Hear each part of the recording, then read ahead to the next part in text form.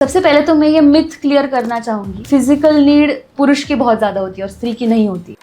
Women have a lot of option. क्या women हमेशा they have a backup partner और is it just a stereotype? कि men have more options than me. In a relationship अगर किसी partner की physical needs पूरी नहीं हो रही है, क्या वो पार्टनर की चीटिंग करने के चांसेस बढ़ जाते हैं? Why that person is cheating? लेकिन चीटिंग इज अ चॉइस। जब आपको पता होता है कि आप चीट कर रहे हो, that is the main sign of cheating in men and women both. This is my statement. In men and women अगर उनका फिजिकल नीड्स सही है लेकिन इमोशनल नीड्स में प्रॉब्लम है। फिजिकल नीड्स को बहुत ज्यादा हाइप किया जाता है, दे आर इम्पोर्टेंट, बट ये बहुत ज्यादा इम्पोर्टेंट है, emotional compatibility. How to find a right partner? ऐसे क्या चीजें हैं, ऐसे क्या पॉइंट्स है जो एक अरेंज मैरिज में कपल ने क्लियर करने चाहिए ताकि उनके फ्यूचर में आफ्टर मैरिज प्रॉब्लम ना हो? आज की जनरेशन से प्रीवियस जनरेशन क्या सीख सकती है, उनको आप क्या गाइडेंस या फिर सजेशन देना चाहोगे? छोटे मोटे जो टच होते हैं या फिर लव लैंग्वेज जिसे हम कहते हैं, तो कडलिंग, तो इनसे उनको कन्वे होता है कि he still thinks about me. Hello everyone, this is Nikhil Mawade and welcome to the Nikhil Mawade show, जहां पे मैं आपके सामने लेके आता हूँ बहुत से इंडस्ट्री के बहुत से इंटरेस्टिंग गेस्ट और साथ में काफी इंटरेस्टिंग इनसाइट के साथ वो लोग आते हैं। और आज का भी ये पॉडकास्ट काफी इंपॉर्टेंट रहने वाला है because today's podcast is on the relationship. So आजकल के जो रिलेशनशिप है उस पर हम आज बात करने वाले हैं। स्पेसिफिकली अगर मैं बात करूं तो हम बात करने वाले हैं लव आजकल पर। सो चलिए आज स्टार्ट करते हैं ये पॉडकास्ट। और आज जो मेरे गेस्ट है, she is a relationship coach, counsellor and a former RJ. मैं जिनकी बात कर रहा हूं उनका नाम है शर्वरी मूड़े लोहे। तो चलिए बात करते हैं आज के ये खास गेस्ट से। So thank you so much ma'am, thank you so much for coming to my podcast. So ma'am, सबसे पहले मैंने तो ऑलरेडी आपका इंट्रोडक्शन दे दिया है, बट स्टिल आई वांट कि आप एक क्रिस्प इंट्रोडक्शन आपका दें ताकि मेरे गेस्ट को पता चले, मेरे व्यूअर्स को पता चले कि आप स्पेसिफिकली कौन से फील्ड में हैं और क्या आप रिलेशनशिप में आप कैसे लोगों को हेल्प करते हैं। ओके, निखिल जी बहुत बहुत धन्यवाद, आपने मुझे यहाँ पे बुलाया है। तो मैं साइकोलॉजिस्ट हूँ, थेरेपिस्ट हूँ और मैं प्रैक्टिस कर रही हूँ इन रिलेशनशिप और मैरिटल काउंसलिंग में almost from 8 to 10 years। So and मैं रेडियो जॉकी थी पहले। तो रेडियो का भी मेरा 10 साल का एक्सपीरियंस है जो बहुत अच्छा है। Okay, very nice ma'am, that was crisp introduction. तो मैम अभी हम एक्चुअली हमारे टॉपिक पे आते हैं और पहला टॉपिक मैंने बहुत सीरियस सोचा है बिकॉज मैंने सभी चीज़ों को 3 सेक्शन में डिवाइड किया ये पॉडकास्ट को। एंड फर्स्ट वाला बहुत इंटेंस है, so I want to ask you this questions. तो my first section is men, women and cheating. Okay. So मुझे ये पूछना है मैम, मेन और वुमेन चीट क्यों करते हैं, उनके रीजंस में क्या डिफरेंसेस होते हैं? ओके, तो सबसे पहले ही आपने एक बहुत बड़ा टॉपिक छेड़ा है। तो पहले हम मेन की बात करेंगे शायद। तो ये एक डिस्क्लेमर यहाँ पे मैं देना चाहूँगी कि जो भी हम बातें करेंगे वो जनरलाइज स्टेटमेंट्स नहीं है about each and every man. क्योंकि कुछ लोगों को लग सकता है कि ये जो स्टेटमेंट्स हम कर रहे हैं वो हर एक पुरुष के बारे में या हर एक स्त्री के बारे में, ऐसा नहीं है। जिन लोगों ने चीटिंग फेस की है कभी ना कभी अपने लाइफ में, या जिनके पार्टनर ने ये फिनोमिना कभी ना कभी एक्सपीरियंस किया है, उनके लिए ये स्पेसिफिकली आंसर है। तो जब पुरुष या मेन जब चीट करते हैं तो शायद मुझे लगता है कि 2 सेक्शंस में हम डिवाइड कर सकते हैं उस बात को। एक तो power is a big dynamic when it comes to a man. जब पुरुष को ऐसा लगता है कि I am powerful, I have money, I have resources, I have youth, तो शायद उसको ये लगता है कि मैं बहुत सारे फीमेल्स को अट्रैक्ट कर सकता हूँ, और अगर मैं अट्रैक्ट कर सकता हूँ तो मैं क्यों ना करूँ। सो this is one of the factors. इसमें उनके पार्टनर का रोल कभी कभी होता भी नहीं है। मतलब बहुत बार हम सोचते हैं कि जब कोई चीट करता है तो शायद उनका पार्टनर के साथ जो रिलेशन है वो ज़्यादा अच्छा नहीं है, ऐसे हम सोचते हैं। लेकिन बहुत बार ऐसा होता है कि रिलेशन जो पार्टनर के साथ है उसमें कोई प्रॉब्लम होता भी नहीं है, लेकिन सिर्फ पावर दिखाने के लिए ये बात हो सकती है। फॉर एग्जाम्पल मैं आपको एग्जाम्पल देती हूँ। आपको चॉकलेट केक पसंद है और आपको पाइनएप्पल केक भी पसंद है, तो दोनों पेस्ट्रीज आपके सामने रख दी है और आपको ये भी पसंद है रोज वेलवेट भी पसंद है, तो तीसरी पेस्ट्री भी आपके सामने है, तो आप क्या सोचोगे, I will take bite out of everything. So ये सोचते हैं जब पुरुष को लगता है कि मैं चीट करूं, ही थिंक्स कि इतनी ब्यूटी है इस दुनिया में तो मैं क्यों लॉयल रहूं। सो this is one of the mindset जब मैन चीट करते हैं। दूसरा माइंडसेट ये होता है कि he feels suffocated in relationship और कंफ्यूज्ड इन रिलेशनशिप। क्योंकि मेरा ये मानना है, मेरा ये ख्याल है कि हर एक पुरुष को एक एंकर की ज़रूरत होती है, और वो एंकर फेमिनाइन एनर्जी का होता है। शायद वो आपकी बहन हो सकती है, माँ हो सकती है, या फिर वाइफ हो सकती है, आपकी डॉटर हो सकती है, या फिर कोई अच्छी दोस्त आपकी हो सकती है। तो वो एंकर जब मिसिंग होता है, या फिर वो एनर्जी उनको नहीं फील हो पाती है किसी भी रिलेशन में उनके, तो एक सूडो वो ढूंढते हैं कि यार इससे मिल रहा है क्या, इससे मिल रहा है क्या। वो फिजिकल रिलेशनशिप के बारे में नहीं होता है वो बात, वो एक्सेप्टेंस के बारे में होती है वो बात। तो जिससे भी मिल जाता है वो एंकर, या जिससे भी थोड़ा सा वीक फील करने वाला कोई ऑब्जेक्ट उनको मिल जाता है, या फिर मेरे भावनाओं को ये स्त्री समझ रही है, ऐसी फीलिंग आती है, तब भी वो चीट कर पाते हैं। सो आई थिंक ये दो जनरलाइज्ड पैटर्न्स होते हैं चीटिंग इन मेन। और अगर वुमेन की बात करें तो सबसे पहले तो मैं ये मिथ क्लियर करना चाहूँगी कि फिजिकल नीड पुरुष की बहुत ज़्यादा होती है और स्त्री की नहीं होती है। ये बहुत बड़ा मिथ है, ऐसा नहीं है। बहुत बार एक लेडी अगर चीट कर रही है तो उसका मेजर रीज़न फिजिकल रिलेशनशिप्स भी हो सकता है, या फिर फिजिकल सेटिस्फैक्शन भी हो सकता है, लेकिन वो हमेशा होगा ऐसे भी नहीं। जैसे हमने पुरुष में कुछ बाइफर्केशंस किए हैं, वैसे स्त्रियों में भी होते हैं। तो I think it depends on the person कि why that person is cheating. So I think जैसा हमारा कॉन्वर्जेशन आगे जाएगा, हमें और रीजंस भी फाइंड आउट हम कर पाएंगे उस बात के। Okay, ma'am, that was a very insightful answer. It shows your experience, ma'am, frankly. In the same category, I want to ask you, जब emotional affair और physical affair men women के लिए कैसे अलग होते हैं? Okay. Like आपने अभी कहा कि sometimes women tend to feel the same way the way men feel. Right. Physically, if they are not happy, they are not satisfied, they might tend to get into another relationship. They might cheat. In the same way, सिर्फ वो relationship दोनों cases में physical और emotional में इनका क्या perspective अलग है? ओके, सो आई थिंक मैं दोनों के लिए एक ही आंसर देना चाहूँगी। Okay. इसमें दोनों में डिफरेंस जो है वो जेंडर का डिफरेंस, या फिर प्यार करने में जो मैन एंड वुमेन डिफरेंट है, उस बात पे तो हम आएंगे ही। लेकिन cheating is a choice, this is my statement. Cheating is a choice. अगर आप स्त्री भी है पुरुष भी है, आपको चीट करना है कि नहीं, ये पूरी आपके हाथ में है।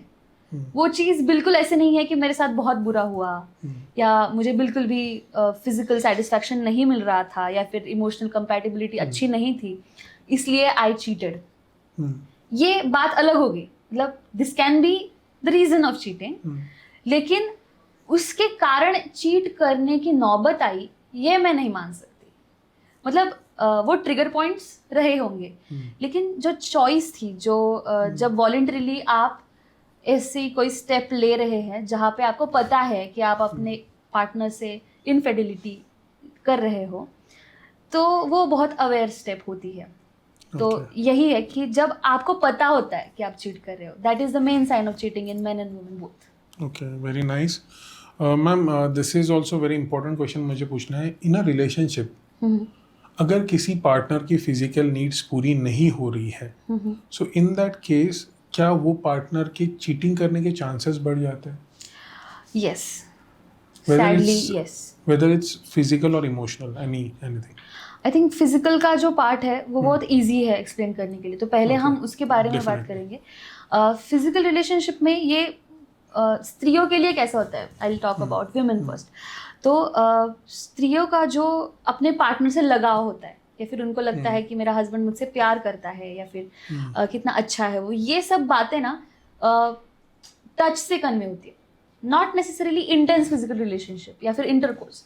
छोटे मोटे जो टच होते हैं, या फिर लव लैंग्वेज जिसे हम कहते हैं, तो कडलिंग, ये बातें जो है, तो इनसे उनको कन्वे होता है कि ही स्टिल थिंक्स अबाउट मी, या ही मिसेस मी। जब वो ऑफिस में होते हैं या बाहर होते हैं तो ही स्टिल फील्स कि अफेक्शन है उनको मेरे बारे में, and he looks forward to come and meet me. ये जो बातें हैं ये टच से कन्वे होती है बहुत बार। और there are many male partners जो मैंने देखे हैं, मैरिटल थेरेपी में भी आते हैं, जिनको ये बात पता ही नहीं चलती, मतलब डिवोर्स तक उनकी केस चली जाती है, फिर भी उनको ये समझ ही नहीं आता कि this is her language of knowing that I love हर, ये उनको समझ में ही नहीं आता। सो आई थिंक फिजिकल रिलेशनशिप में ये बहुत बड़ी रेल्म है ऑफ कडल एंड जब आप सिर्फ नॉर्मल हग करते हो या फिर नॉर्मल टचेस और नॉर्मल इंटीमेसी, बात करना, ये बातें बहुत ज़्यादा इंपॉर्टेंट होती है। जब ये बातें मिसिंग होती है ना, तब चांसेस बहुत ज़्यादा बढ़ जाते हैं कि आपको ऐसा लगने लगता है कि ही इज़ नॉट इंटरेस्टेड, या फिर this relationship will not work, ये चांसेस बढ़ जाते हैं। जो जनरल लोगों को लगता है कि वाई वुमेन चीट, ये इस बारे में ना बहुत अफवाहें फैली हुई है। मतलब लोगों को लगता है कि जो परफॉर्मेंस से लिंक किया जाता है कि पुरुष के परफॉर्मेंस से या पुरुष के, आपको पता है मैं किस बारे में बात कर रही हूँ, वो बातें बिल्कुल भी मैटर नहीं करती। मतलब वो जो परफॉर्मेंस है, जो पुरुषों को लगता है कि मेरा कितना मतलब स्टैमिना है या फिर वो जो सब बातें हैं, वो एक्चुअली नहीं मैटर करती स्त्री के लिए, बिल्कुल नहीं। ये जो इंटीमेसी है बिफोर गेटिंग इंटीमेट, ये सबसे ज़्यादा मैटर करती है। सो आई थिंक ये अगर मिसिंग है तो यस, चांसेस बढ़ जाते हैं।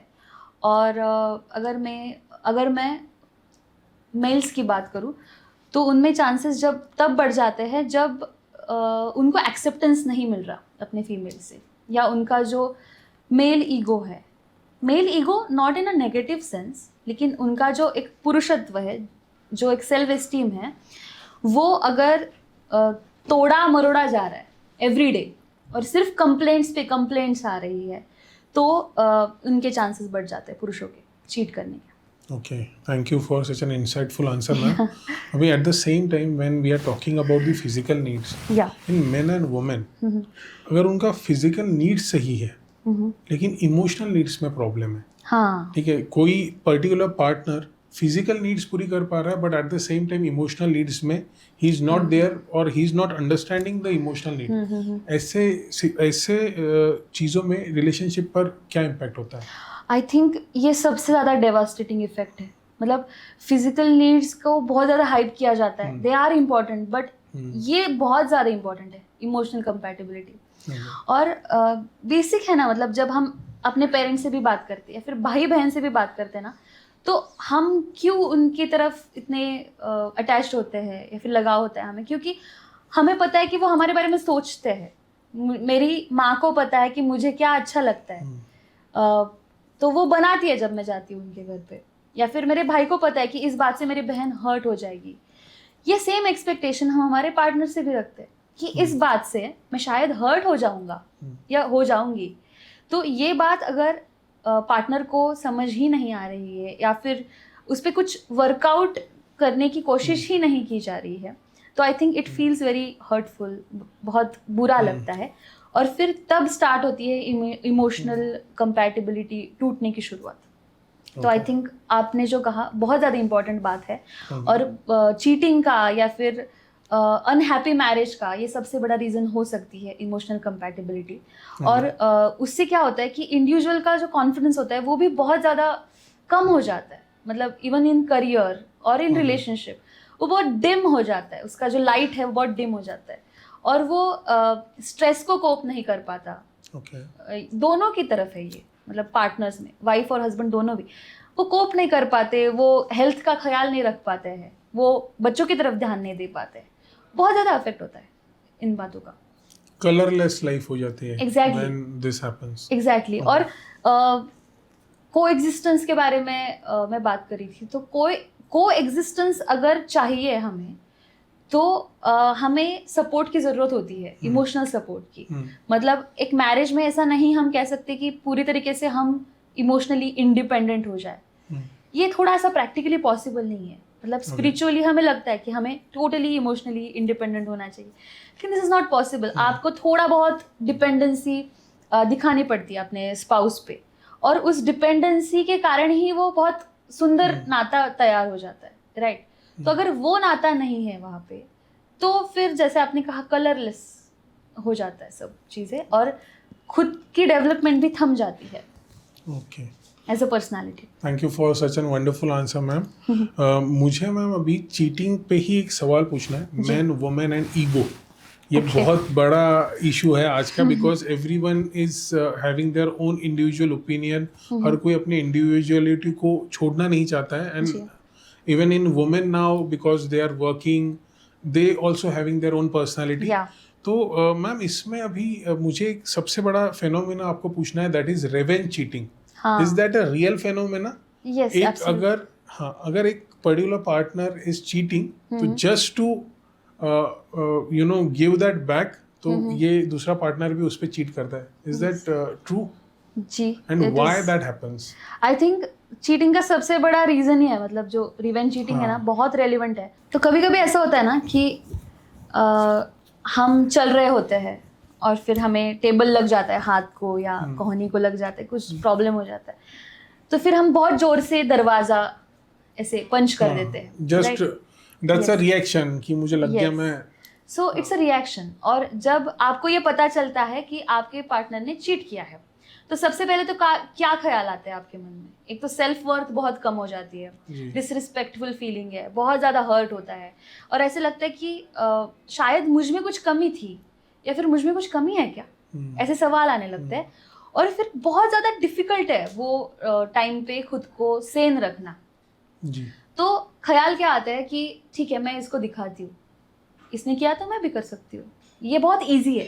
This is the easiest way out when you have to handle a cheating. This is easiest. तो आप भी कर लेते हो, और आपको लगता है, इसको क्या लगता है कि इसके पास ऑप्शंस है, मेरे पास नहीं है क्या, तो ये दिखाने के लिए it happens. So I think this is easiest way of handling that conflict for a partner. Yeah okay, thank you for such a wonderful answer ma'am. अभी मुझे बहुत इंपॉर्टेंट सवाल आपसे पूछना था. Women have a lot of option. क्या women हमेशा they have a backup partner, और is it just a stereotype? Absolutely not. Absolutely not. मतलब ये बहुत बड़ा स्टीरियोटाइप है.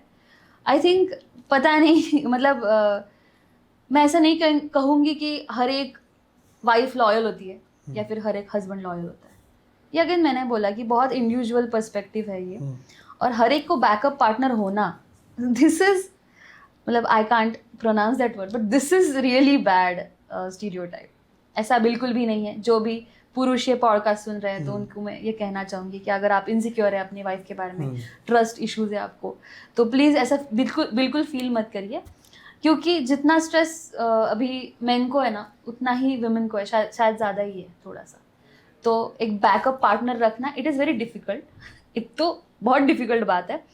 और there is a thing called self control, morals, और एक खुद के बाउंड्रीज, और खुद का लाइफ जीने का एक तरीका होता है. हर एक की एक फिलॉसफी होती है. ये भी बातें होती है.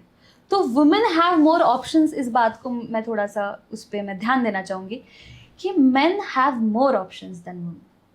Is it? Yeah, it is very simple. Men have more options. क्योंकि वुमेन जब चीट करने के लिए या किसी भी चीज़ के लिए पार्टनर ढूंढती है ना, तो बहुत सोच समझ के ढूंढती है. Okay. और अगर मैन को चीट करना है, तो वो क्या करेंगे? They can settle for anything.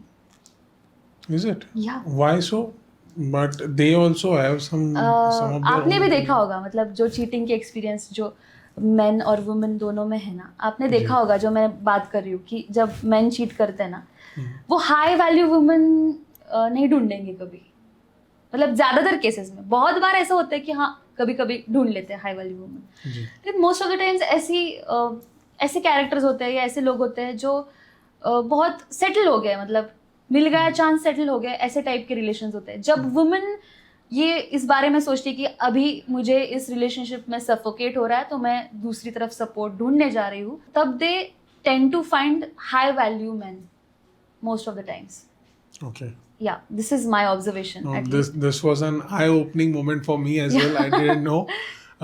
Ma'am, in the same category, I want to ask, in cheating, whether it's men or women, ऐसे क्या psychological triggers है जो जिसके कारण लोग people are more tend to cheat? मुझे लगता है कि इसके बारे में हम इंडिविजुअल पर्सनालिटी की बात करते हैं कि ऐसी कौन सी पर्सनालिटीज होती है जो चीट कर सकती है। एक तो अगर आप खुद से खुश नहीं हैं, ये सबसे पहला पॉइंट है कि आपको खुश करने के लिए एक पार्टनर की ज़रूरत है, तभी आप चीट करते हो। क्योंकि मेरे घर में खाना नहीं बना है इसलिए मैं होटल में जाके खा रही हूँ, this is as simple as that. लेकिन मेरे घर पे खाना नहीं बना है आज, लेकिन I am avoiding outside food, तो मुझे बाहर जाके नहीं खाना, आज मैं उपवास कर सकती हूँ। This is high value thinking I think. तो कुछ नहीं मिल रहा है मुझे रिलेशनशिप से, तो जाके मैं चीट कर दूंगी। This is very easy. तो आई थिंक इंडिविजुअली अगर आप खुद से खुश नहीं हैं या आपकी सेल्फ एस्टीम लो है, आपने खुद के लिए कुछ स्टैंडर्ड्स सेट नहीं किए हैं कि कुछ भी हो जाए, इफ आई हैव डिसाइडेड कि I am getting into bond like marriage, तो मैरिज में कमिटमेंट होती है। तो जब कमिटमेंट होती है, ये मैंने मान लिया है, विधि विधान से मैंने शादी की है, विवाह किया है, संस्कार किया है, तो ये तो नेचुरल थिंग है कि मैं नहीं चीट करूँगी। जब भी ऐसा कोई स्टॉर्म आएगा मेरे मैरिज में या फिर कोई प्रॉब्लम आएगा, तो इधर I will call of that marriage, मैं बाहर निकल जाऊंगी उस नाते से, उस रिलेशनशिप से। लेकिन जब मैं उस रिलेशनशिप में हूँ तब I want cheat. This is a thinking mindset I think. जब ये किसी के भी पास होता है, पुरुष या स्त्री के पास होता है, तो वो चीट कर ही नहीं सकते। वो फिर शायद वो लॉन्ग डिस्टेंस रिलेशनशिप में है, वहाँ पे फिजिकल नीड नहीं इम्प्रूव मतलब फुलफिल हो रही है, या फिर इमोशनल नीड भी नहीं कभी कभी फुलफिल हो रही है, लेकिन दिस इज अ चॉइस, नहीं करना है तो नहीं करना है। तो जो करने वाले लोग होते हैं ना, वो किसी भी एस्पेक्ट में कर सकते हैं। मतलब जिनको चीट करना ही होता है ना, बहुत अच्छा उनका फिजिकल भी बॉन्ड होता है वाइफ के साथ या हस्बैंड के साथ, इमोशनल भी बहुत अच्छा बॉन्ड होता है, फिर भी they don't have this philosophy of staying in one marriage or committing to a person. That's right, they can cheat. So this is as simple as that. Okay, ma'am. ये individual पे depend करता है. Thank you for such a simple yet so insightful answer. Ma'am, मुझे पूछना है कि nowadays everything is accessible via social media. Right. आपको क्या लगता है कि सोशल मीडिया का चीटिंग में कितना बड़ा रोल है? बहुत बड़ा रोल है, बहुत बड़ा। लाइक आपको जो लोग स्मोक करते हैं फॉर एग्जांपल, तो स्मोकिंग करने वाले लोगों में जब वो डिसाइड करते हैं कि मुझे आज से स्मोक नहीं करना है, उनके लाइफ में जितना रोल उनके दोस्तों का है जो स्मोक करते हैं, उतना ही रोल सोशल मीडिया का चीटिंग में है। My God. तो जब आप डिसाइड कर रहे हो कि नहीं मुझे चीट नहीं करना है, मैंने शादी कर ली है अभी, so this is like I have decided to quit smoking, मैंने शादी कर लिया अभी, लेकिन स्मोकिंग की अर्ज तो आती है जी। तो दोस्त तो मिल रहे हैं ना मुझे, तो मुझे कभी कभी लगता है हाँ स्मोक कर लेंगे हम, ऐसे सेम शादी तो कर ली है लेकिन अट्रैक्शन तो फील हो ही रहा है, वो भी सुंदर लग रही है, ये भी सुंदर लग रहा है, कुछ भी हो सकता है ना, कह रहे मेरे वाइफ से तो बेटर दिखती है ये, या फिर मेरे हस्बैंड से अच्छा कमाता है ये। This is very easy. So social media का यही रोल है कि वो फिर से आपको आपके हाथ में सिगरेट लेने के लिए मजबूर कर देता है। तो आपके जो ट्रिगर्स है कि शायद आप इसलिए चीट कर रहे हो क्योंकि आप फिजिकली अट्रैक्टेड हो किसी के लिए, तो ये भी आपको सोशल मीडिया दिखा देगा, या फिर आप इमोशनली खुश नहीं हो तो ये भी सोशल मीडिया दिखा देगा, रील्स दिखा के कि कैसे होता है। और एल्गोरिदम तो वैसे ही सेट होता है जैसे हम सोचते हैं, या फिर हमारे घर में जो बातें होती है उसी के हिसाब से एल्गोरिदम सेट होता है। तो यस, बहुत बड़ा हाथ है सोशल मीडिया का। तो मैं हमेशा ये कहती हूँ मेरे क्लाइंट्स को, या फिर मेरे मैरिज काउंसलिंग में जो कपल्स आते हैं उनको मैं बोलती हूँ कि कुछ भी आर्ग्यूमेंट हो ना अपनी, तो आप फ़ोन ना पहले हॉल में रख के आ जाओ, या फिर बाहर रखने के फ़ोन, या फिर स्विच ऑफ कर दो, या फिर फेंक दो कहीं पे, फिर आर्ग्यूमेंट करो, फिर से फ़ोन लेके वापस आ जाओ। क्योंकि आपको सोशल मीडिया को ये नहीं बताना है कि आप में आज कुछ आर्ग्यूमेंट हुई है, कुछ डिस्कशन हुआ है, क्योंकि वो फिर आपको फैसिलिटेट करेगा, दिखाएगा कि तुम पे कैसे अन्याय हो रहा है, कैसे प्रॉब्लमेटिक है तुम्हारा मैरिज। तो वो एनिमी है आपका बहुत से थिंग्स पे। और अच्छी बातें करो उसके सामने, कमिटमेंट इन मैरिज, अच्छा हस्बैंड, अच्छी वाइफ, अच्छी बातें उसके सामने करनी, फिर वो आपको वैसे ही कंटेंट दिखाएगा और आपका जो स्ट्रेस है वो कम हो जाएगा थोड़ा सा. Okay, ma'am. Thank you for putting light on this, and thank you for such a great suggestion. Ma'am, एक last question in this men, women and cheating section जो मुझे आपसे पूछना है. ऐसे क्या रेड फ्लैग्स हैं जहाँ से हम पता कर सकते हैं कि ये particular partner is cheating on us? Women में आई थिंक जब वो फाइट करना बंद कर देती है ना किसी बात पे, कि जब वो आपसे रोज फाइट कर रही है एवरीथिंग, मतलब आपने एक सेंटेंस बोला वो भी उनको हर्ट कर रहा है, या फिर आपका प्रेजेंस, आप कितना उन्हें टाइम दे रहे हैं, आपके बर्थडे पे मतलब उनके बर्थडे पे आप क्या कर रहे हो, ये सब उनको मैटर कर रहा है सब, तब तक ठीक है चीज़ें. लेकिन जब वो ये करना बंद कर देना तो थोड़ा सा आप समझ सकते हो कि ये हो सकता है. लेकिन ये ही आइडियल साइन नहीं है. मतलब बहुत बार ऐसा होता है कि she is just given up on you, इसलिए भी वो शांत है. हमेशा ऐसा नहीं है कि इस मतलब वो चीटी कर रही है, अब वो झगड़ा नहीं करती, अब वो शांत हो गई, इसका मतलब चीटी कर रही है, ऐसा नहीं है. But this can B one of the red flags. और अगर हम मेन की बात करें तो उनके बारे में ना वो बहुत ज़्यादा अनअवेलेबल हो जाते हैं. मतलब वो आपके फ़ोन नहीं उठाएंगे, वो टूर्स पे चले जाएंगे, वो ज़्यादा से ज़्यादा बाहर रहने की कोशिश करेंगे, वो घर पे ज़्यादा टाइम नहीं स्पेंड करेंगे, और बहुत अलूफ हो जाएंगे. डिसीजंस में आपको पूछेंगे नहीं, कुछ भी डिसीजंस लेना है तो अपने आप से ले लेंगे, और थोड़े से कंफ्यूजिंग हो जाते हैं, इग्नोरेंट हो जाते हैं. सो ये दो चीज़ें हैं शायद जो हम जनरली हम कह सकते हैं कि ये बातें हो सकती है. लेकिन मैं दोनों के बारे में फिर से डिस्क्लेमर कि अगर आपका पार्टनर ऐसा कर रहा है इन दोनों में से चीज़, तो नॉट नेसेसरीली कि he is cheating on you, but this can one of the science of cheating. Okay. Yeah. Thank you so much for such a wonderful answer, ma'am. Now we'll go to the section 2.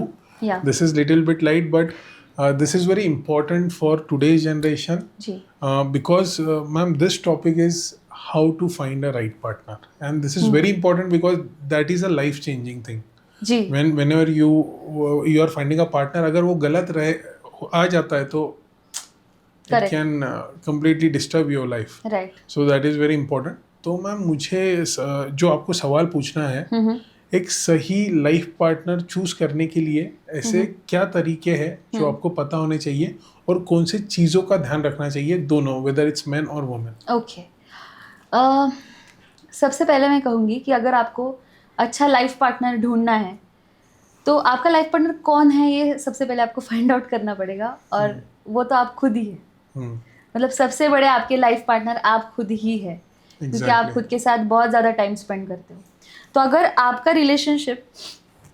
Relationship अपने खुद के साथ अच्छा है ना, और आपको पता है कि मेरे स्किल्स क्या है, मेरे वीकनेसेस क्या है, और अगर मुझे स्ट्रेस आता है तो वो स्ट्रेस मैं कैसे हैंडल करता हूँ, मुझे कौन से एडिक्शंस है, मुझे फूड एडिक्शन है, या फिर मैं किसी सब्सटेंस अब्यूज़ में हूँ, या फिर मैं एक चीज़ को कैसे रिएक्ट करता हूँ, मेरे रिएक्शंस का टाइम कैसा होता है, मैं एग्रेसिव हूँ या नहीं, और अगर इन चीज़ों में कुछ टॉक्सिसिटी है या फिर कुछ नेगेटिव पैटर्न्स है, तो वो पैटर्न्स हील करने के लिए मैं कितना सक्षम हूँ, या मैं खुद पे कितना काम कर रही हूँ या कर रहा हूँ, ये सबसे पहले डिसाइड करता है कि आपकी पर्सनैलिटी कैसी होगी.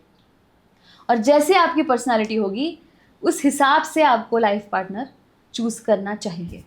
मतलब life partner comes on second number. First आप खुद आते हो, नॉट इन अ स्वार्थी terms but in terms of healing yourself. क्योंकि अगर आप खुद को हील नहीं कर पाओगे ना, तो ऐसा इस दुनिया में कोई भी रिलेशनशिप नहीं है जहाँ पे आर्ग्यूमेंट्स नहीं होगी, या फिर डिसएग्रीमेंट्स नहीं होगी, डिसअपॉइंटमेंट्स नहीं होगी. ये सब चीज़ें आने वाली है. कितना भी आप परफेक्ट AI जनरेटेड पार्टनर भी अगर आपने खुद के लिए चूज़ किया, तब भी आपको कुछ बातें हैं जो ओवर द टाइम आपको वो अच्छी नहीं लगेगी उस पार्टनर में. तो तब आपको जो काम आने वाली जो एक स्किल है वो यही है कि आप कैसे खुद को फिर से ट्रैक पे ला सकते हो. तो अगर आप खुद को अच्छे से ट्रैक पे ला रहे हो तो आपका मैरिज भी अच्छे से ट्रैक पे चलेगा. लेकिन अगर आप नहीं ला पा रहे हो खुद को ट्रैक पे, तो आप हमेशा कंप्लेंट करोगे अपने पार्टनर के बारे में, और फिर वो हमेशा कंप्लेंट को ही इन्वाइट करेंगे. एक कंप्लेंट 1000 कंप्लेंट्स ऐसे हो जाएगा, घर का पूरा आपका एनवायरनमेंट पोल्यूटेड हो जाएगा, और फिर आप कितने भी अच्छे लाइफ पार्टनर के साथ भी अच्छी कंपेनियनशिप नहीं निभा पाओगे। तो ये तो पहली बात होगी। दूसरी बात ये है कि आप खुद को जानो। मतलब कुछ लिमिटेशंस है आपको, हर एक इंसान को होते हैं। मतलब कुछ लोग ये सहन कर पाते कि लॉन्ग डिस्टेंस रिलेशनशिप भी अगर हो after marriage, then I can handle it, I am independent enough to understand the problems of long distance relationship. लेकिन कुछ लोगों में ये ट्रेट ही नहीं है, ये स्किल ही नहीं है। उनको उनका पार्टनर उनकी आंखों के सामने चाहिए होता है, कुछ लड़कियों को भी और लड़कों को भी, एंड इट्स नॉट बैड। तो आप आइडेंटिफाई कीजिए कि आपको ये चलेगा क्या। अभी आप बोल रहे हो क्योंकि आप अट्रैक्टेड हो, आपको बहुत अच्छा लग रहा है सब, इसलिए आप बोल रहे हो कि नहीं नहीं नहीं चलेगा ना, लॉन्ग डिस्टेंस रिलेशनशिप तो क्या प्रॉब्लम है। लेकिन आपका ये अभी this moment you are thinking, लेकिन जब आप शादी के बंधन में बन जाओगे तब भी आप यही सोचोगे क्या? ये खुद को पूछो। This is the first question I think कि आपके क्राइटेरियाज क्या होने चाहिए। ये मैं सहन कर सकती हूँ, ये मैं सहन नहीं कर सकती। खुद की पर्सनालिटी को पहले जानना जरूरी है। Right, that is the most important. Right, मतलब व्हाट आई कैन टेक। मतलब कुछ लड़कियों का ऐसा होता है कि आई कैन टेक पॉवर्टी। मतलब आपके घर में खाने के लिए एक दाल का ये भी नहीं है या फिर कुछ भी नहीं है, चावल नहीं है, फिर भी I can survive in this marriage. लेकिन आई कांट टेक लाई और डिसरिस्पेक्ट, ये बात होती है। तो दे आर वेरी क्लियर। लेकिन कुछ लोग ऐसे होते हैं कि हाँ ठीक है, मिस्टेक्स हो सकती है रिलेशनशिप में और मैं माफ़ भी कर दूंगी। This can one of the ways of handling it. तो हर एक को अपने पर्सनालिटी के हिसाब से किन चीज़ों पे मैं कॉम्प्रोमाइज़ नहीं कर सकती, बिल्कुल भी नहीं कर सकती, और किन चीज़ों पे मैं कर सकती हूँ, ये बातें आपको पहले डिसाइड करनी पड़ती है। Okay ma'am. और देन आपको चूज़ करना पड़ता है partner. Okay ma'am, this was a really good answer. Ma'am मुझे अभी ये पूछना है कि जैसे कि अभी ये पार्टनर फाइंड करने के लिए आपने मुझे बताया, लेकिन मैम कुछ लोग हैं कि जो लाइफ में पार्टनर ढूंढ नहीं पाते, and then in India thankfully we have that option of arranged marriages. Right. हाँ, बट इन टुडेज जनरेशन क्या arrange marriage is a logical and you know reasonable option? Because आजकल लोगों का इंडिविजुअलिटी काफ़ी डिफरेंट हो गया है। पहले people tend to adjust, but today nowadays people don't adjust. So is it a sensible option in today's generation? I think इसका answer बहुत ज़्यादा डिफ़िकल्ट है देना, लेकिन मैं फिर भी ट्राई करूँगी। तो मेरा ख्याल है कि अरेंज मैरिज का जो सेटअप है अभी बहुत पॉल्यूटेड हो चुका है। This is a fact. Why so, ma'am? Why do you feel so? Because जब आप देख रहे हो ना, आप मतलब पार्टनर ढूंढ रहे हो, तो सबसे पहले तो आपके हाथ में एक ऐप है। उस ऐप पे सबसे पहले तो आपको फ़ोटो दिख जाएगी, फ़ोटो के बाद आप पैकेज दिख जाएगा, और फिर कितनी प्रॉपर्टी है, कितनी गाड़ियाँ हैं, ये सब दिख जाएगा। तो I think this criteria of choosing a person is so superficial.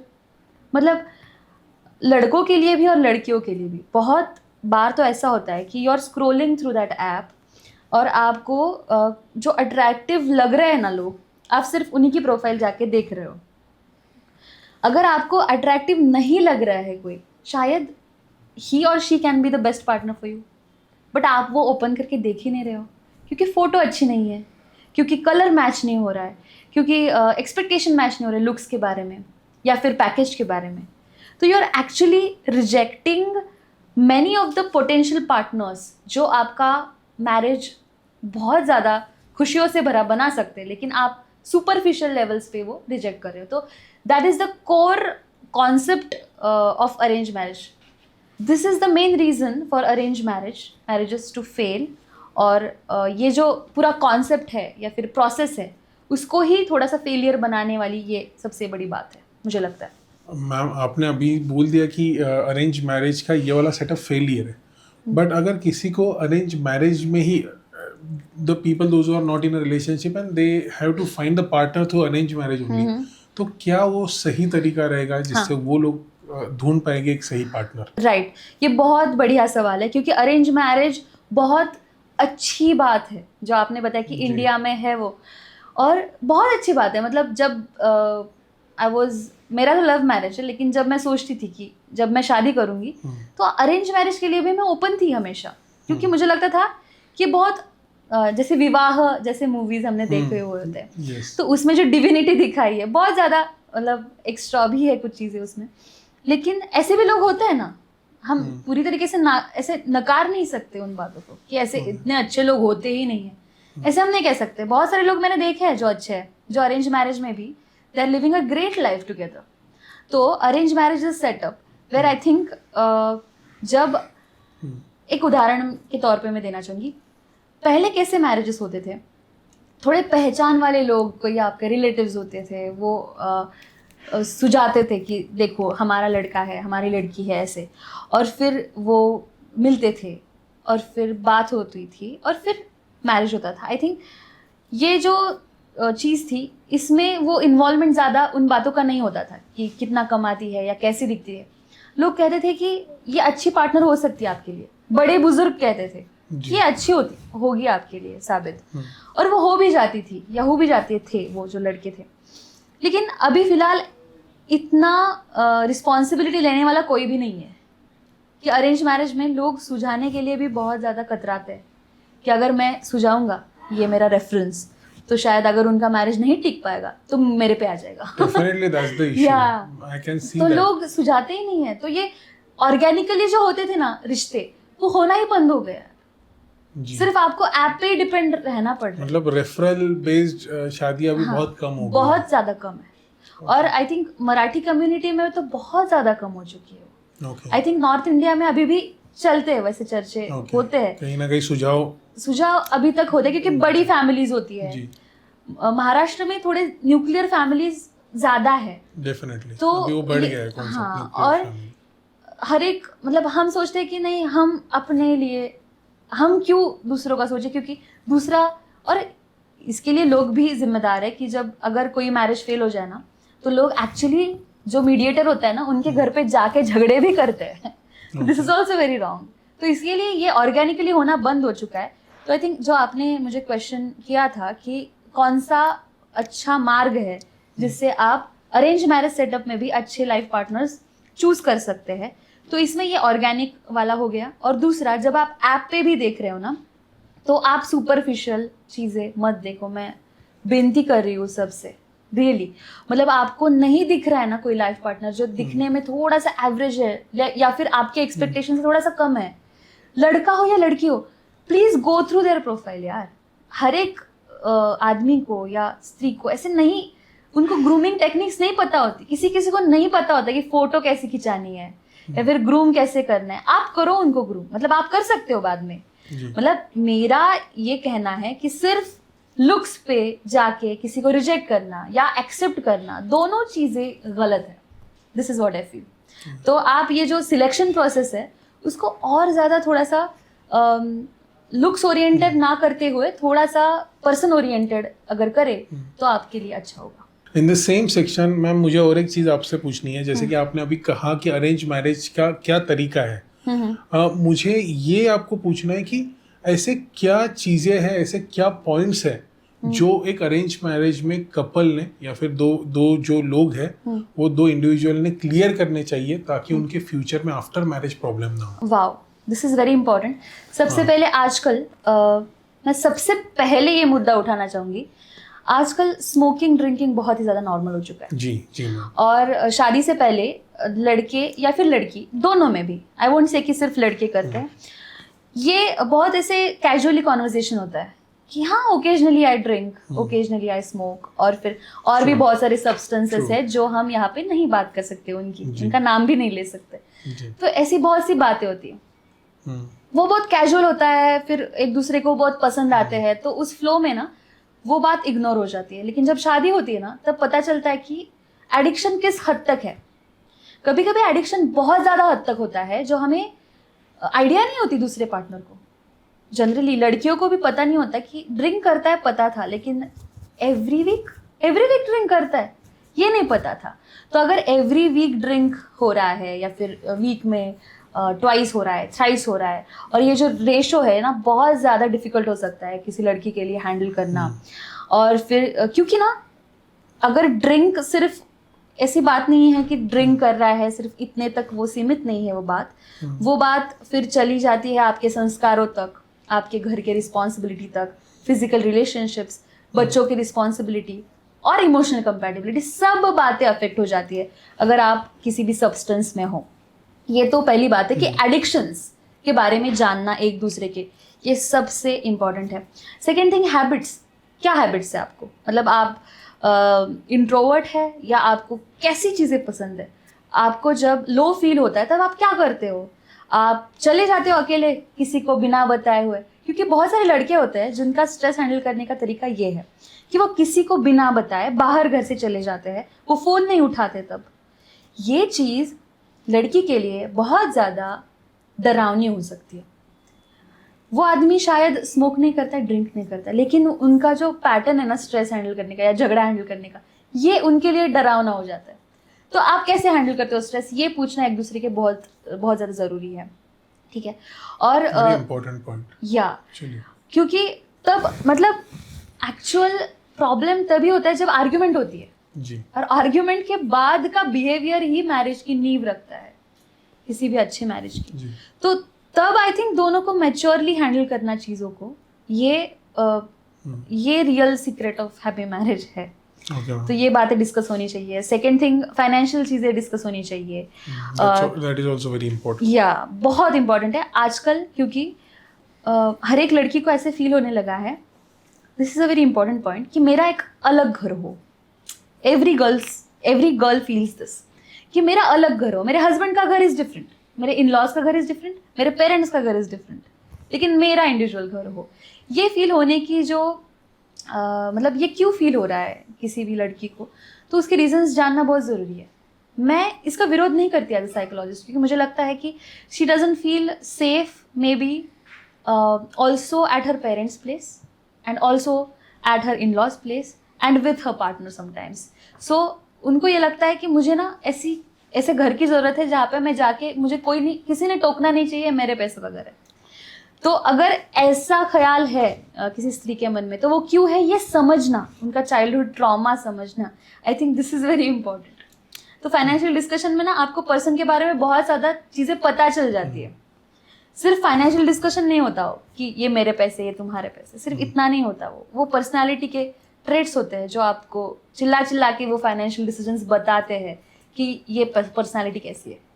तो वो डिस्कशन होना ज़रूरी है, हेल्थ वाइज डिस्कशन होना। क्योंकि बहुत बार ऐसा होता है ना कि एक पार्टनर होता है जिनको बहुत अच्छी लाइफस्टाइल पसंद है, अच्छा खाना, अच्छे मतलब देर से ना सोना, सुबह जल्दी उठना, जिम करना, ये सब पसंद है। दूसरे पार्टनर को यस गुड हैबिट्स, दूसरे पार्टनर को एग्जैक्टली अपोजिट पसंद होता है कि उनको लगता है एक ही ज़िंदगी है, जियो, लेजी रहो। तो जब दोनों मिलके कुछ बात करते हैं ना, डिसाइड करते हैं, और दोनों में डिसएग्रीमेंट हो जाता है, तो फिर प्रॉब्लम होती है। तो फिर डिसाइड करना कि कैसे, if you okay with it और नॉट, ये डिस्कशन भी ज़रूरी है। Again thank you so much for the wonderful answer ma'am. अभी मुझे ma'am in this marriage category I want to ask you this last question. You can't have it all, आपको सब कुछ नहीं मिलता, कहीं ना कहीं तो आपको कॉम्प्रोमाइज करना पड़ता है। राइट। ये अरेंज सेटअप में बहुत सुना जाता है, ये कितना सही है और क्या सच में कॉम्प्रोमाइज करना ज़रूरी है? हाँ। और कि बिना कॉम्प्रोमाइज करे भी आपको सही चीज़ मिल सकती है? इस दुनिया में तो नहीं मिलेगी, मुझे नहीं पता, और बहुत सारे लोग होते हैं शायद उस लोक में वो होता होगा, लेकिन लव मैरिज हो या अरेंज मैरिज हो, you can't have it all, this is the reality. और आप सिंगल भी हो ना, तो भी आपको खुश रहने के लिए बहुत लिमिटेशंस है। आप मैरिड भी हो तब भी है, अमीर भी है तब भी है, गरीब भी है तब भी। सो ये चीज़ें आई थिंक माइंडसेट पे ही डिपेंड करती है, खुद के माइंडसेट पे, कि ये कमी है, मुझे नज़र आ रही है ये कमी है, लेकिन ये कमी को कैसे मैं उसमें ब्यूटी ढूंढूं, this is the real skill of a happy person. तो आपको एज अ पर्सन हैप्पी रहना सीखना होगा, तभी आपको आपके मैरिज की जो लूप होल्स है वो भी सुंदर दिखने लगेंगे एक पॉइंट के बाद।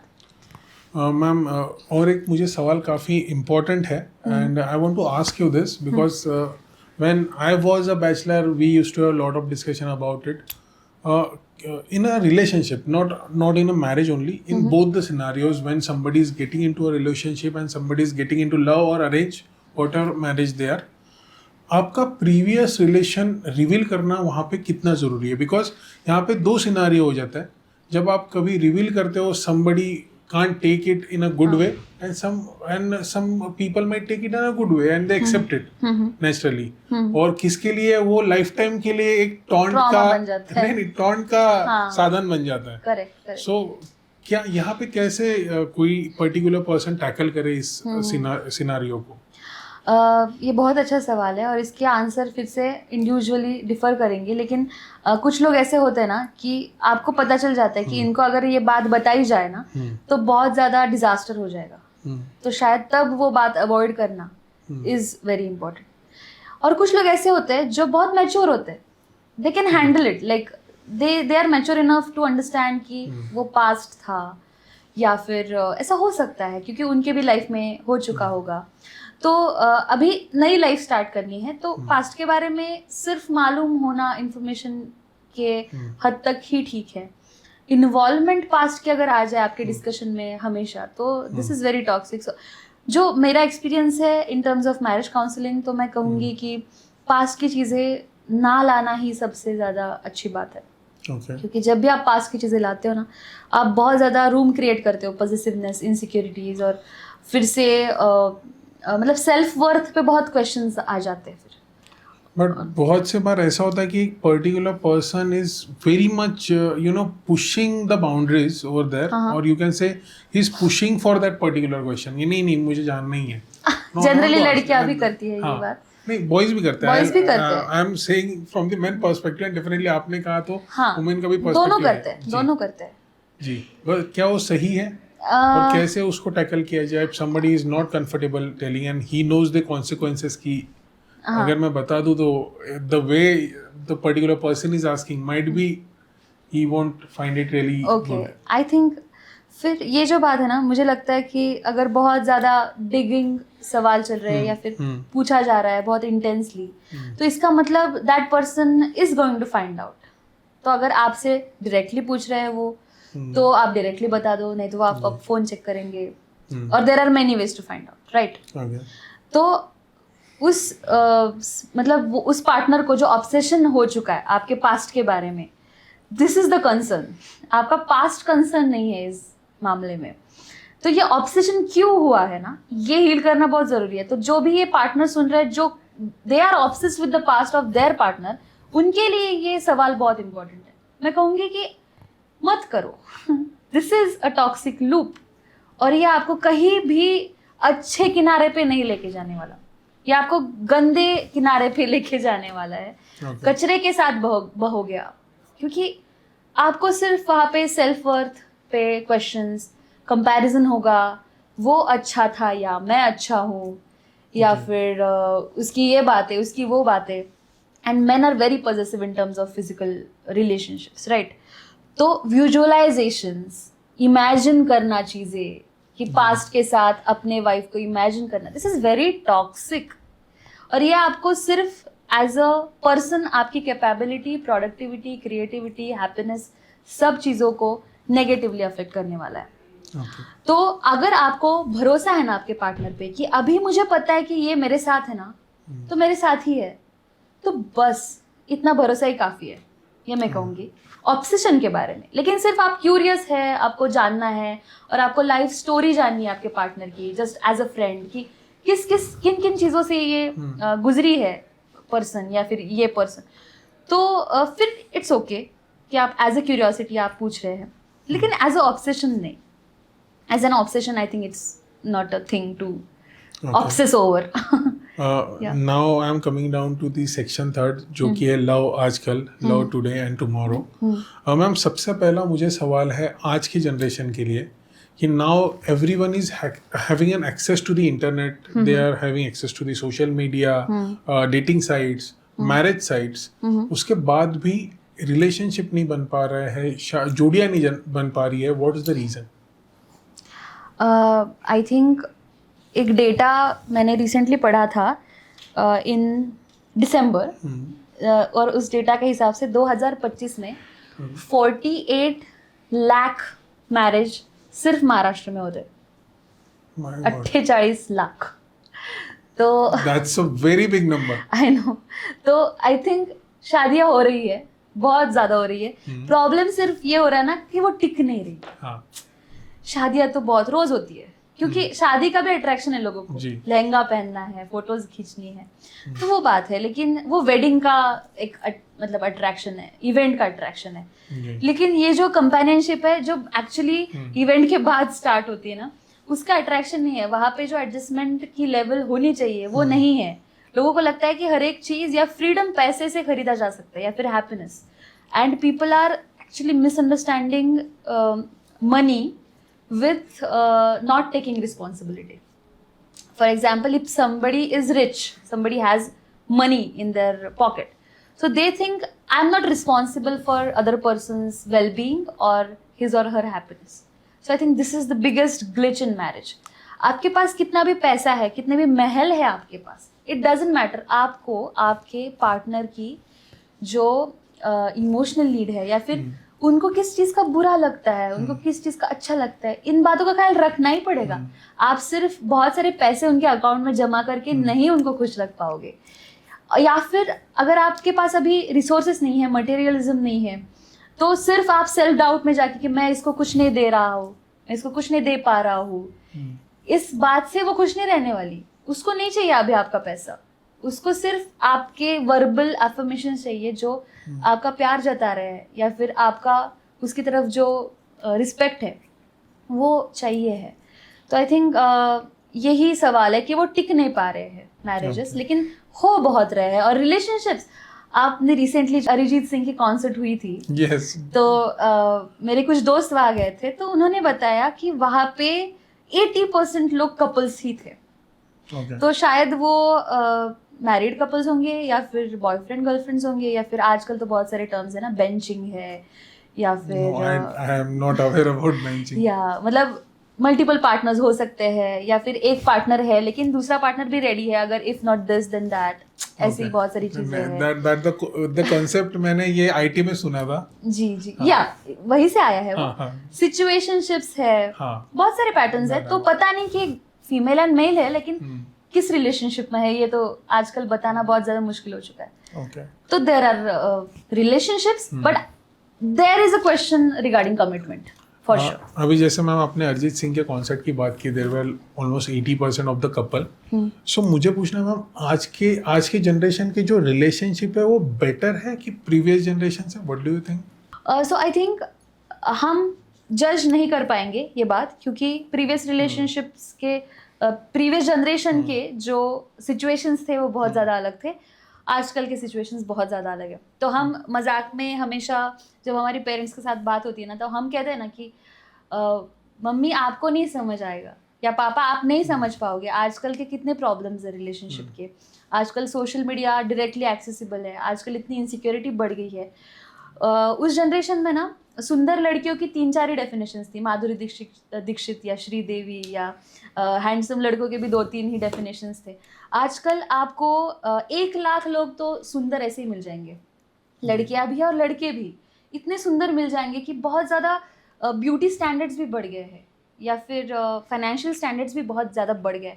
तो आई थिंक चैलेंजेस इस एरा में बहुत ज़्यादा है, और AI भी आ गया है, तो एवरीथिंग इज़ कंट्रोल्ड। आपका दिन पूरा कंट्रोल हो जाता है, आपकी थॉट प्रोसेस कंट्रोल्ड है, you are just tied to your phone like anything. आप सनलाइट नहीं ले रहे हो, आप वॉकिंग नहीं कर रहे हो, आप कुछ भी नहीं कर रहे हो जो हेल्दी है, and then this becomes a challenge I think. So I think comparison नहीं कर सकते हैं, लेकिन ज़रूर चैलेंजेस इस जनरेशन में बढ़ गए हैं। तो I think individual development is the first key of any happy relationship. Okay ma'am, जैसे कि आज की जनरेशन जो है they are more expressive when it comes to showing love and affection. और तो आपको क्या लगता है कि आज की जनरेशन से प्रीवियस जनरेशन क्या सीख सकती है, and at the same time vice versa आज की जनरेशन प्रीवियस जनरेशन से क्या सीख सकती है? मतलब मैं एग्जांपल अगर मैं एकदम सिंप्लीफाई करूँ, what can millennials learn from Gen Zs and what Gen Zs learn from millennials? Okay, so you are asking this question to a millennial plus Gen Z person, क्योंकि 95 born I am. So we are on the same path. I am a 93 born. Okay. Yeah. So we can also relate with Gen Zs and with the millennials most of the times. Millennials के बारे में ना मैंने हमेशा देखा है कि ना उनको बहुत strict parenting से गुजरना पड़ा है, बहुत ज़्यादा स्ट्रिक्ट। जी। उनको अभी भी उनकी मम्मी से बहुत ज़्यादा डर लगता है, या पापा से भी। और उनको लगता है कि अभी भी सब करने के बाद, एजुकेशन होने के बाद, पैसा कमाने के बाद भी अगर पेरेंट्स का वैलिडेशन ना होना तो वो अच्छे से नहीं उनकी लाइफ जी पाते। और मिलेनियल्स का ये भी प्रॉब्लम है कि उनके जो बच्चे हो रहे हैं ना अभी, मिनी मिलेनियल्स जो हो रहे हैं ना, वो भी बहुत ज़्यादा डोमिनेटिंग है। So dominating parents and dominating kids, इनके बीच में फंसे हुए हैं मिलेनियल्स, जिनको अच्छी लाइफ जीनी भी है, जिनको मॉरल्स को पकड़ना भी है, लेकिन ऐसा भी लग रहा है ना कि मेरा एज गुजर रहा है, अभी I won't be 30 again, I won't be 35 again, ऐसी बहुत बातें हैं। तो ऐसे लग रहा है कि थोड़ा सा मज़ा भी कर ले, थोड़ा ट्रैवल भी कर ले, लेकिन जेंजीज इतना नहीं कर पाते हम। जेंजी लोग बहुत अलग है। मतलब Gen Z people can literally be in Bangalore today and they can be in Delhi tomorrow and they can still explore everything, और सेव भी कर रहे हैं, इन्वेस्ट भी कर रहे हैं, they are very professional, like a 20-year-old today is very professional. She or he can speak very well, they have a good communication skills, they're confident and they want to build businesses in their 20s or 18s, like they're in their teens. True. And if we think about millennials, even if they are 30, 40 या उसके बीच में है ना, still they are finding themselves. They're like कि am I capable? Can I pitch a business? और ये मैं अगर कह रहा हूँ ना तो किसी को बुरा तो नहीं लग रहा ना, मेरा इस बात से किसी को बुरा तो नहीं लगा। ये बहुत सेंसिटिव, डिसेंसिटाइज्ड नहीं है वो अभी तक किसी भी प्रोफेशनलिज्म के बारे में मिलेनियल्स।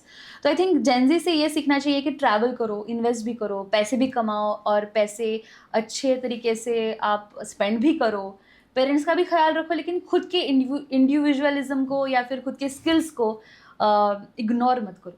ये चीज़ें हैं। और जेंजीज अगर सीखना चाहे मिलेनियल्स से तो वो थोड़ा सा और कमिटमेंट सीख सकते हैं, रिस्पेक्ट सीख सकते हैं, और थोड़ा सा उनको बाद में पता चलेगा। ये जो मिलेनियल्स हमेशा कहते हैं ना कि होने दो उनको 30 फिर पता चलेगा, ये बात है। तो शायद जेंजीज के भी एक जर्नी है, तो वो तय करेंगे शायद। और नेक्स्ट जनरेशन तो आ ही रही है फिर से, इनको जेंजीज को भी फाइट देने के लिए एक जनरेशन तैयारी हो रही है, तो let's see. Okay, ma'am. Thank you so much for such a great answer. Now I'm coming to the last question of this podcast, ma'am.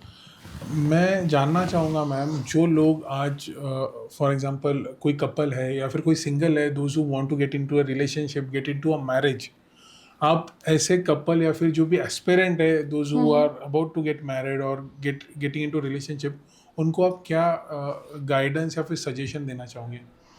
मैं उनको यही कहना चाहूँगी कि आपको को एग्जिस्ट करना पड़ेगा, आपको खुद का ख्याल रखना पड़ेगा।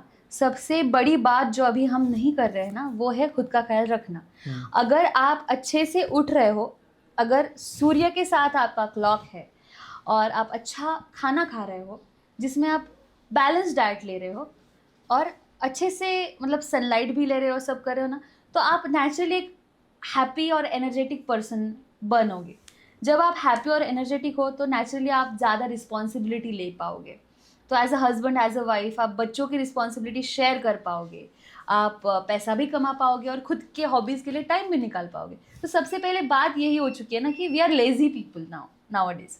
तो हमारे पास टाइम ही बहुत कम है, क्योंकि हम रील्स इतने स्क्रॉल कर रहे हैं ना, और फिर हम एनर्जेटिक भी नहीं हैं, तो हम किसको टाइम दे? बच्चों को दे, करियर को दे, या पार्टनर को दे, या खुद को दे, क्योंकि हमारे पास टाइम ही नहीं है अभी। टाइम एक्चुअली बहुत ज़्यादा होना एक्चुअली एक्सपेक्टेड है, क्योंकि बहुत सारी टेक्नोलॉजी आ गई है, कन्वीनियंस आ गया है हमारी लाइफ में, तो बहुत ज़्यादा टाइम होना चाहिए एक्चुअली हमारे पास। सो प्रीवियस जनरेशन के पास तो कन्वीनियंस नहीं था, हमारे पास इतना कन्वीनियंस है, कैब आ जाती है या फिर ग्रोसरी आ जाती है घर पे आजकल, फिर भी हमारे पास टाइम नहीं है। तो ये क्यों नहीं है, ये देखना बहुत ज़रूरी है। Because we are occupied in our own illusions created by our own mind and our brain. So उससे बाहर अगर आएंगे ना, तो ये दुनिया बहुत सिंपल है और ब्यूटीफुल है। यही मैं कहना चाहूँगी जो भी अभी शादी करने वाले लोग हैं ना, बहुत अच्छे से खुद का ख्याल रखिए, तो आपको उस रिलेशनशिप का जो महत्व है ना, वो नज़र आएगा। Thank you so much for such an insightful answer, ma'am. This was a wonderful podcast. Thank you so much for coming. Thank you so much और मुझे बहुत अच्छा लगा, बहुत यूनिक क्वेश्चंस थे and I am looking forward to meet again. Definitely, ma'am. So ये आज का पॉडकास्ट था. I am concluding today's podcast. I hope आपको आज का ये पॉडकास्ट पसंद आया होगा. शर्वरी मैम ने बहुत सी चीज़ें जो रिलेशनशिप के लिए ज़रूरी है उनके बारे में बताया एंड डेफिनेटली मैं ऐसे कई गेस्ट आपके सामने लेकर आया करूँगा. So this is Nikhil Mawade signing off. I hope आपको आज का ये पॉडकास्ट पसंद आया हो. For more podcast like this please do like, share, subscribe, comment and also press the bell icon for the latest video. तो चलिए मिलते हैं अगले पॉडकास्ट पर. तब तक के लिए this is Nikhil Mawade signing off. Bye.